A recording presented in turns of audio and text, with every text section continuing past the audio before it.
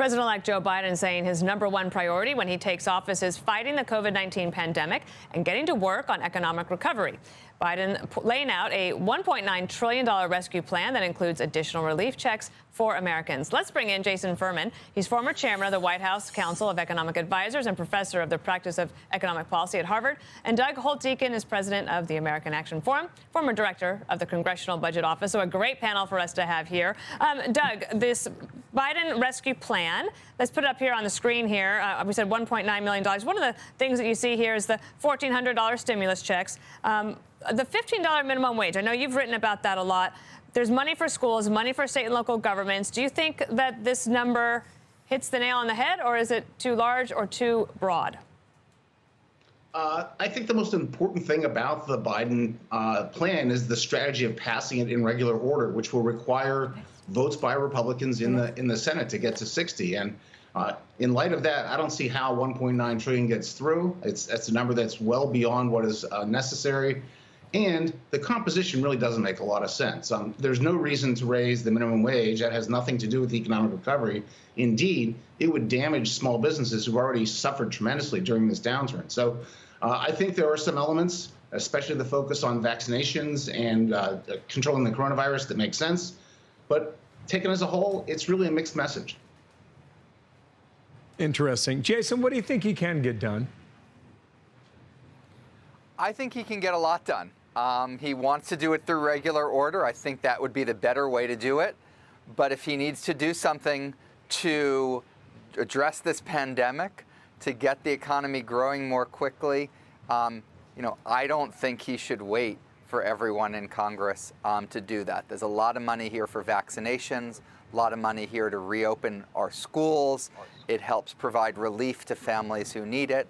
And yes, it probably errs on the side of too large rather than too small. I think that's a reasonable error to make at a time like this.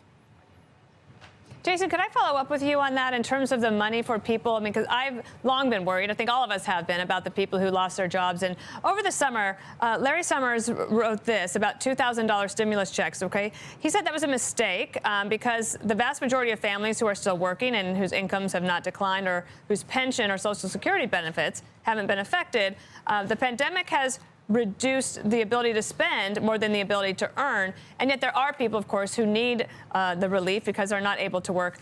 Who's right there? Biden has said, the $1,400 should just go and get it out to everybody. But would you rather see it targeted? Look, the $1,400 checks, I'd rather see it targeted.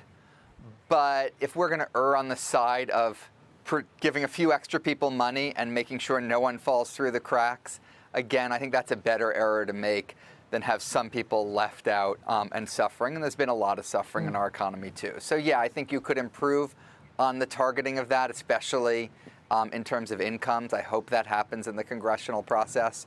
But, as proposed, that would be fine, too. Doug, I was thinking about, 2009 when Democrats last had control of the House, Senate, and the White House. Now, granted, Democrats had 57 to 59 votes in the Senate back then, but the stimulus plan that was passed happened in February of '09, $900 billion. Health care was not passed until 14 months later, in March of 2010.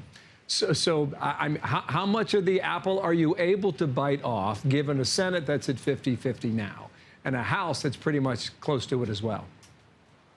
I think it's going to be very tight in regular order, and it's hard to make the case for the things that are in this 1.9 trillion. I think Larry Summers is right. These checks don't make sense. We're not going to have a good stimulus effect.